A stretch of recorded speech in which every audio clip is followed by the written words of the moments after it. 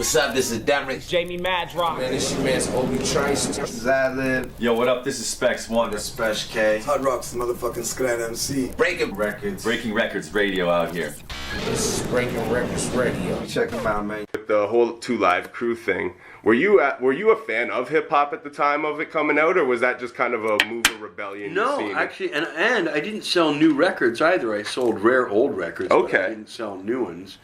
So I was waiting for one of the regular, like Sam's or someplace, to sell, to obviously break the law. Yeah. And then I realized I'm not going to be able to, corporate entertainment is not going to get themselves arrested. Yeah. So I'll have to do it. That's why I end up selling these records, and I'm not even a new record seller, right? Yeah. And I wasn't necessarily into hip-hop, but the great thing about that trial is, to prepare for it, I learned about the history of music generally. Yeah. And the history of music that disses someone, because a lot of the music was...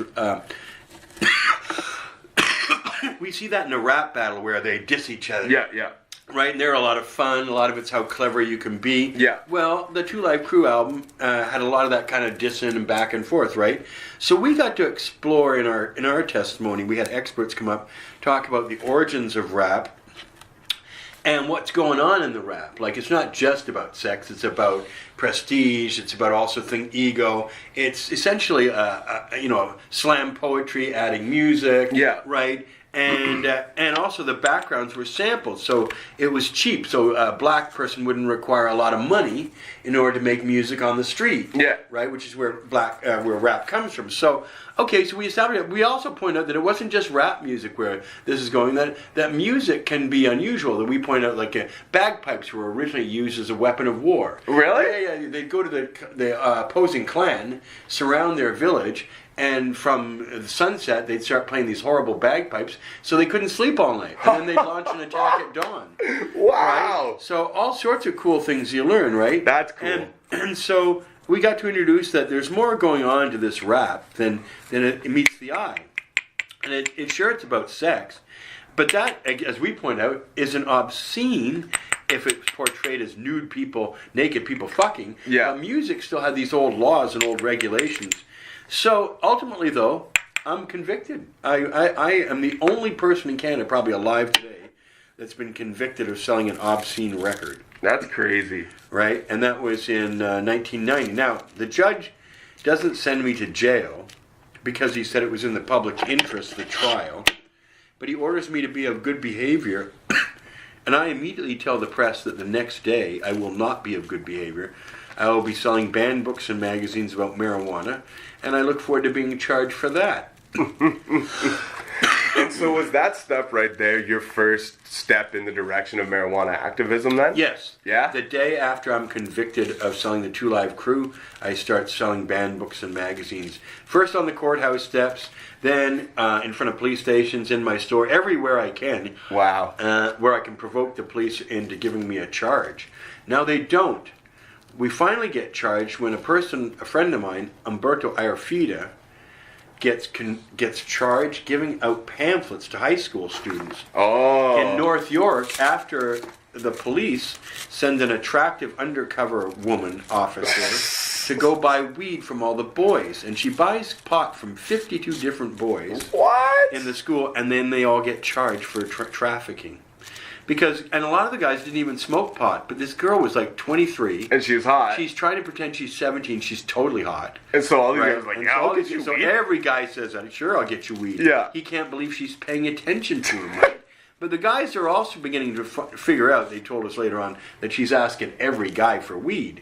So that's a bit strange. She's making a buy from all of them, though. Yeah. But how is she smoking all this weed?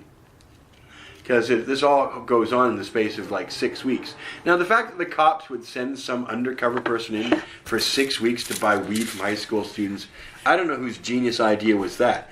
But that brought us out to hand out one of our classic pamphlets. It was called 10 Questions and Answers for Every Parent, Student, and Teacher About Cannabis, about marijuana. Okay. It was like a real old school pamphlet, like real polite and everything. And we were giving that to the kids as they came out. Principal calls the police, and they actually fucking arrest us. So that's how we got to court. And Umberto gets charged, and I pay for the defense, or the challenge, and we win. Judge J. Ellen McDonald says, you can't ban truthful information and political information. She was like shocked. So she strikes the law down right away. But if you get a criminal code out now, it's still in there with a little tiny asterisk saying struck down in Ontario Superior Court and unchallenged, meaning it's still in the criminal code, but because the Crown didn't challenge it at the Ontario Superior Court level, in Ontario it's definitely legal to sell books and magazines about pot. Yeah. But it hasn't been established in the rest of the country. So you'll still see that on the books. Right? Now, bongs and pipes are also still illegal if they're for illegal use. But now, marijuana being, quote, legal, no bong is illegal as a consequence. So that's one good thing that happened when in this bogus legalization is that it finally legalized bongs. So bongs are actually technically still illegal up to a few years ago. They were illegal up to October 17th because anything for illicit drug use is still illegal. Wow. Right? And so that was illicit. But now... But I always thought they'd get around with the tobacco argument. Well, that's what they do when they sell it. But at my shop, we said these bongs are strictly for marijuana use. Okay. We do not encourage you to use tobacco, right? So... Yeah, they do. No, and that's very much so in the States because in the States they have really punishing laws against paraphernalia. Yeah. And in fact, you're not allowed to possess paraphernalia. Whereas in Canada, there are no laws against possessing a bong, only selling bongs. And like I say, now it's legal to sell a bong because cannabis is under the law not illicit as a drug anymore. Yeah. Here, I know where my lighter is. Right here. This is handy. Those things are the handiest. Lighters, you just got to buy a new one every day if you don't have it on a leash like this. Yeah. Yeah, those things are. So, what other questions we got there?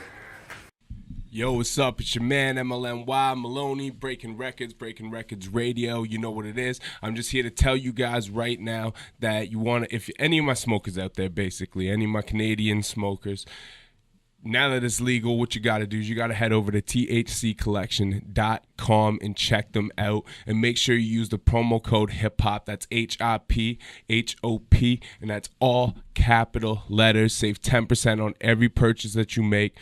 Anytime. They got everything. They got deals every single day of the week, which include like free whatever with whatever you buy. And my favorite is Tulip Tuesday. You can get $100 ounces. And that's only on Tuesdays, and you save 10% on every purchase with the promo code HIPHOP, all caps, that's HIPHOP. So make sure you go over there, check them out. That's thccollection.com for all your good medical needs, for all your good greenery, your extracts, and all that good stuff.